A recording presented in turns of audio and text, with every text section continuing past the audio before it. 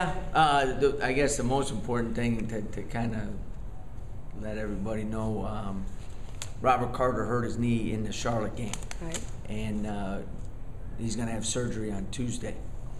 So he has a meniscus tear. They got to go in and see just how bad it is. So he's out indefinitely right now. You know, he's a tough kid. He's and it hit pretty hard. Because he's done a tremendous job for us this year. He's done everything that we've asked. He's changed his body. He's more aggressive on the glass. I think his stats clearly show that he was having a tremendous sophomore season for us, and is a big part of what we do, both offensively and defensively. So we'll see how the surgery goes on Tuesday, and then we'll probably have another announcement after that. But we have a great doctor, great training staff, and we'll see where it goes from there. Joe, I know like Chipper's had some of that, and he was able to come back after 3 weeks. I mean, it's been that's the meniscus is like a big discussion in basketball right now. Some guys are able to come back depending on how bad it is, in 3 to 6 weeks. Some guys it's 3 to 6 months. And so it's just we won't know exactly where it's at. So until the surgery occurs. Is it arthroscopic what they're doing? I would think so. Is that going to lead to more minutes for Cam and Quentin? Yeah, definitely. It's the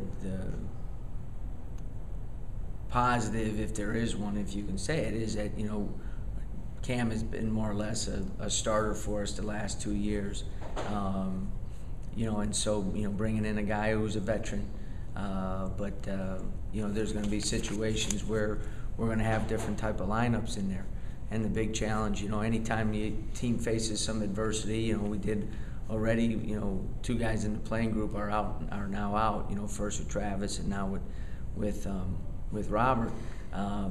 Guys have to respond in a positive manner, and opportunities come.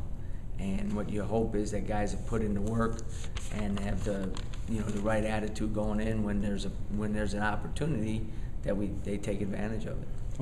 Might that affect how you use your lineup as far as maybe the perimeter players also? No question about it. No question about it. He did it in the second half, then he came back in late. He played with it. And we originally just thought it was kind of that he tweaked it a little bit and maybe sprained it or whatever, and shot around the other day because we were off that next day, and got treatment and did the MRI, and that's when we saw the problem. Was MRI like yesterday or day before? It was, what day is today? Today's Thursday. So it was Tuesday. Tuesday, okay. How important was winning on the road, prior to going into your ACC schedule? Well, I thought that was a big game for us. There's no question that our schedule is much more difficult than it has been the last 2 years, with 7 really high quality opponents, 5 of those away from home. So that was our 5th game against a postseason caliber team that we played away from home. So to be able to kind of grit it out and do a lot of good things that we did, if you erase the last 90 seconds of the game, we did a lot of good things, and so that was good to see. That was a definite positive. The toughness that we showed, the ability to rebound the ball, some of our offensive execution was really good. If you look at, again, to compare as we continue to hopefully move forward in the process, we're shooting better from the field than we have last year at this point against a much more difficult schedule. We're rebounding better, shooting better from the free throw line, getting to the free throw line more, doing a lot of good things, and we just need to continue that. And there's some key issues that are going to be important over the next couple months that we do a very good job of, because if you don't in this league, then you put yourself in a difficult situation. The 6 days between games, is that important in that you had maybe, I think, 4 guys play over 30 minutes in the last game? It gives them time to recover a little? Yeah, we took the next day off and it had been light the last couple of days, and We still want to, work on stuff that we need to improve in, but especially now that we're down to, 10 scholarship players that can play, staying not only healthy, but staying at a conditioning level where you can compete, where you need to compete, but also staying fresh so that we can play with the intensity that we need to play with is important. Neither of the pools played, I think, the other night. Was that a competition decision, or was it? Yeah, just the coaching decision, game time decision. Yeah. I thought that, although Jason didn't shoot the ball well, gave us 23 really good minutes, and playing Q at both those spots, I thought he responded extremely well. Did a great job on the glass, got probably the biggest offensive rebound of the game for us. And, he's a kid that you can challenge, you can get on, because he wants to get better. And the one thing he does every single day, he is a dependable player, and that's going to serve him well. And what you need to do as a young player is kind of find a niche that you can help the team, and he's done that. And then that niche through your career continues to grow and expand, and he's allowed to continue to develop within that. And I think he's the type of kid that's going to do very well with that. When you look at the matchups with Maryland, they're pretty big on the perimeter, and their number one three-point shooter is 6'8". Is that maybe somewhere where Quentin could be important? Well, yeah, but everybody's going to be important on that, because with Lehman, you have to be on his toes when he catches it, because he can shoot right over you. Yeah. Faust is the same way. Wells, when you watch other teams, and there's a lot of great players in this league, but Des Wells is a guy that I just love, because I think he's the hardest playing guy, or one of the hardest playing guys in the country. And what he does, he plays so hard and with such great intensity every single possession that even when he's not playing well, he's making positive things happen on the court. And what ends up happening is over a 40-minute game, because he's playing with that intensity and that effort and energy level, he gets it going during some stretches. And that's for players to watch, that's exactly the way the game's supposed to be played. I guess Marcus will draw him. Marcus will be on him quite a bit. Yeah. Jason will be on him quite a bit. And we have to do a really good job of our team coverages on them without getting overextended, even though they shoot the ball well from the three or have shown the ability to do that. A little extra motivation to beat Maryland, what could be their final matchup against Georgia Tech in basketball before they go to the Big Ten? No, not really.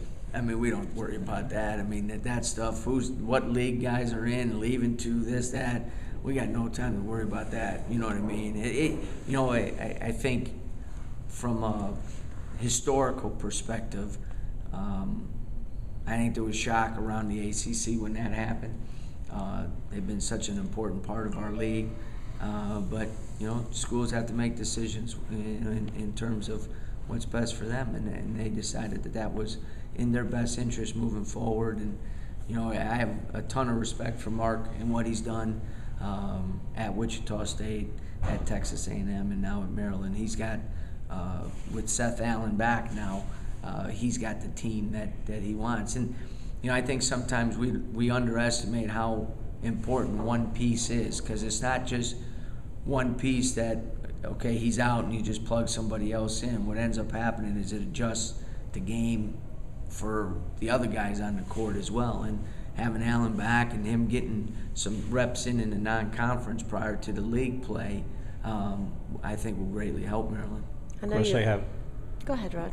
They have an important guy coming off the bench in Mitchell. He can really, get on the boards. That's someone you're going to have to keep track of. Well, he's a tremendous offensive rebounder. Again, there's a perception of guys with that size and so forth don't play hard all the time. He plays hard every possession. I got to know him during the recruiting process. He was around here quite a bit this summer. He's just he loves to play. Good kid. Good kid, loves to play, and that's sometimes that trait is more important than just about anything. You always want Daniel to be more aggressive, but with Carter out, maybe a little more? Yeah, I talked to him a little bit about that yesterday. You know what I mean? If you look at what kind of senior year he's having so far, he's having a great senior year for us. He anchors our defense. He's very poised offensively. With a guy that shoots as well as he does from both the field and the free throw line, to be honest with you, I don't think he can take a bad shot for us. And his aggressive nature is greatly increased, this year, and we just need to keep tapping into that.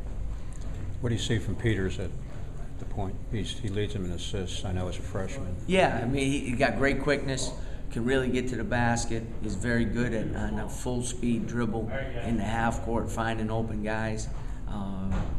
So he's going to be a good player for him. There's no question about that. He's a freshman, so he makes freshman mistakes. But I think down the road, with the amount of minutes that he's played because of Allen's injury, that's going to bode well for them down the road, because I think you will see them at times maybe play both those guys together.